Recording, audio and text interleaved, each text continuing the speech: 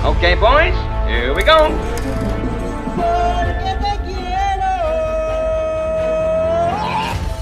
Halo Celengers, kembali lagi bersama Mimin di Celengan Film. Tak lupa Mimin selalu doain kalian semua dalam keadaan sehat dan bahagia ya. Oke, di kesempatan kali ini Mimin akan menceritakan alur film yang berjudul The Man from Macau yang dirilis pada tahun 2014. Film ini mengisahkan Ken, si dewa judi, berhadapan dengan mafia pencucian uang dalam kasino terbesar bernama Ko. Daripada kelamaan, yuk mari kita menonton. Film diawali dengan aksi komplotan penipu yang bekerja sama membodohi rentenir.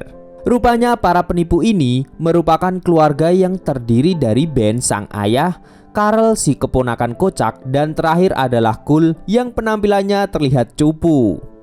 家家有本難念的經，算我唔着啦。 嗱，隻鴨留翻俾你，袋錢我噶啦。 Di balik aksi tipu-tipu ini, ternyata ada niat baik untuk membantu pengobatan ibu yang sakit kanker hati stadium 3. Saat mengunjungi si ibu, mereka bertemu saudara tiri Kul bernama Lionel.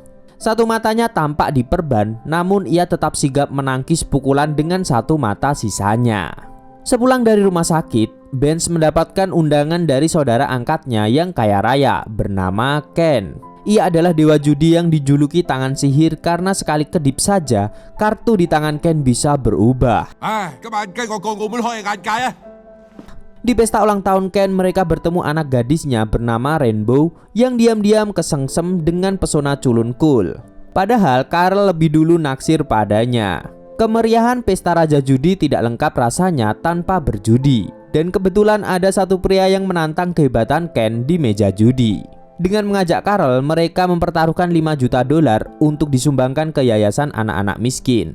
Waduh, kalau begini malaikat juga bingung nyatat amalnya, ya enggak? Ibarat kamu jual Amir tapi bersihnya kamu buat bikin masjid. Nah, kan malaikat jadi bingung tuh. Dan mudah saja bagi Ken dan Karl memenangkan permainan kartu setelah kong kali kong dengan Rainbow yang bertugas mengocok kartu.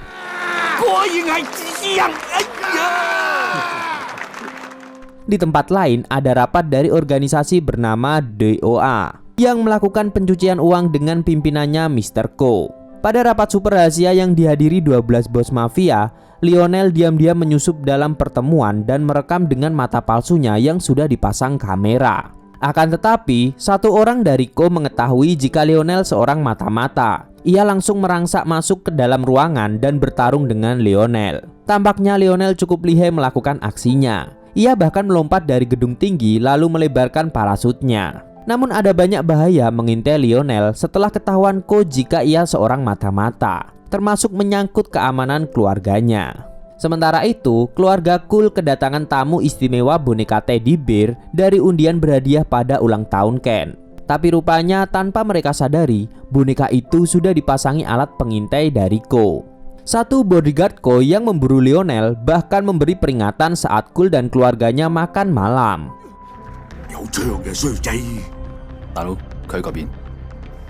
Barulah setelah itu ia membunuh Lionel. Keesokan harinya, Ken berkunjung untuk menemui mantan pacarnya yang membuatnya gagal move on. Awalnya ia bersemangat setelah mendengar suara seksi mantannya di telepon.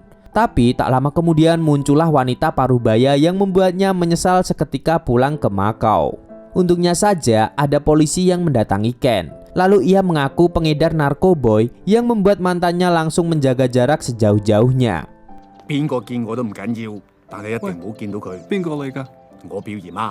Ternyata para polisi ini bekerja sama dengan Ken yang kini menjadi kepala keamanan kasino.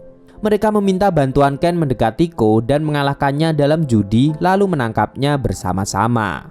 Beralih ke rumah besar dengan langit-langit atap yang tinggi. Rainbow sedang bergelantungan tapi tidak seperti monyet. Di saat itu, Rainbow kedatangan Kul dan Karl yang ingin memberikan teddy bear yang diinginkan Rainbow, sekaligus berguru pada Ken.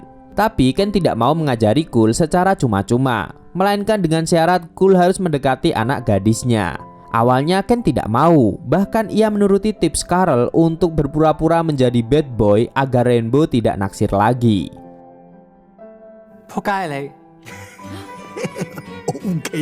Setelah bermain mahjong bersama, Ken mau mengangkat Kul sebagai murid jika bisa mengalahkan dirinya. Tapi trik-trik si tangan sihir membuat Cole tidak ada harapan bisa menang. Akhirnya Cole diberikan kemudahan untuk menyusun piramida kartu. Meski saat tinggal tersisa kartu puncak, piramida itu dirobohkan Carl.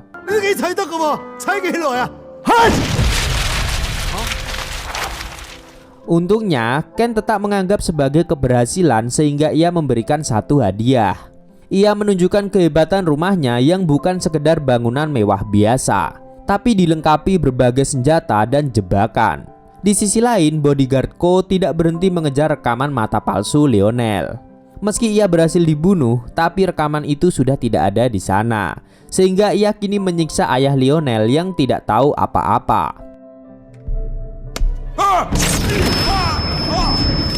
Pertemuan Ken dan Ko akhirnya terjadi di sebuah pesta mewah yang dihadiri ratusan cewek cantik menggoda iman yang sangat seksi sekali.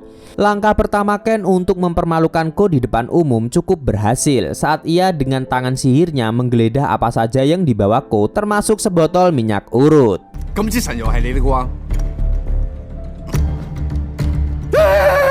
Tidak perlu waktu lama, dua jagoan ini bertemu dalam meja judi, namun hasilnya selalu seri sehingga cukup membosankan sampai membuat Ken menguap malas. Dan di saat itulah orang-orang Ko bergerak menuju rumah Ken setelah mengintai kamera teddy bear.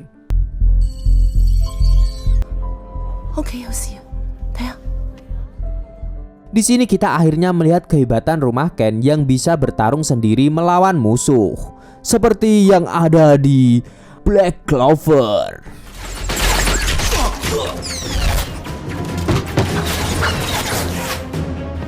Oke, informasi ini pun terdengar ke telinga Ken, tapi Ko mengulur waktu agar Ken tidak segera pergi. Mereka masih melanjutkan permainan kesekian kalinya, hingga akhirnya Ko salah trik dan memunculkan angka 11 pada kartu yang jelas-jelas tidak ada. Dengan kekonyolannya itu, Ken bisa meninggalkan sarang perjudian dan pulang ke rumahnya yang sudah kacau. Dari kejadian malam itu, Rainbow terluka sampai mengalami amnesia. Di saat itu juga, Cole didatangi orang yang memberikan mata palsu Lionel yang kemudian ia serahkan pada Rainbow.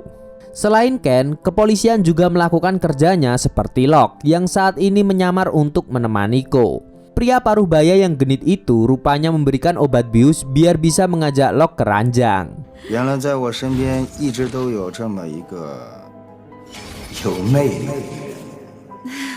Untungnya saja Ken datang di saat yang tepat menyelamatkan Locke dari jebakan Ko. Di mobil, Locke masih tampak mabuk. Ia bahkan keceplosan mengatakan rasa sukanya pada Ken yang seusia bapaknya. Meski sempat goyah, tapi rupanya Ken tetap tahan iman juga.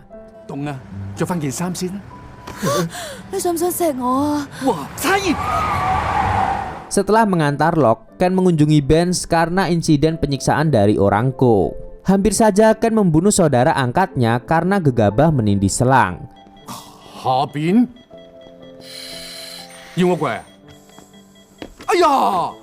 Di sana Ken menceritakan rencana perjodohan antara Cole dan Rainbow. Hari yang dinanti pun telah tiba. Mr. Ko mengadakan pesta besar-besaran di kapal yang berlayar di perairan Macau. Diam-diam Ken dan Cole menyusup ikut dalam pesta bersama para mafia pencucian uang. Saat sedang menggerebek para bule bersama cewek-cewek, satu orang kepercayaan Ken menodongkan pistol ke arahnya. Ken dan Cole akhirnya tertangkap di kapal tersebut. Kemudian Ken dibawa ke sebuah ruangan yang sedang menayangkan pertandingan antara Real Madrid versus Barcelona. Orang-orang tampak bertaruh skor dengan taruhan yang banyak. Tapi bukan itu yang terpenting sekarang, karena Ken dihadapkan dengan permainan hidup dan mati putrinya sendiri. Ternyata Ko sudah menangkap dan memasukkan Rainbow dalam ruangan yang akan dipenuhi gas beracun. Ken harus membuktikan kehebatan tangan sihirnya jika ingin menyelamatkan putrinya dengan menebak skor permainan melalui kartunya. Tapi sebenarnya Ken si dewa judi tentu bukan tanpa persiapan, tapi ia sudah mengendalikan pertandingan.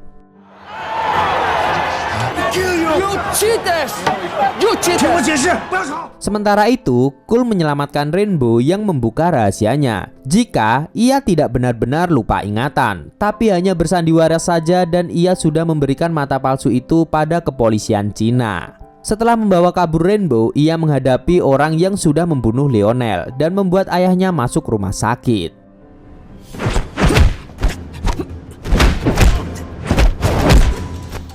Kembali lagi ke Ken dan Ko. Kini keadaan mulai berbalik. Terlambat disadari Ko, Ken ternyata menggunakan teknologi India untuk melancarkan aksinya.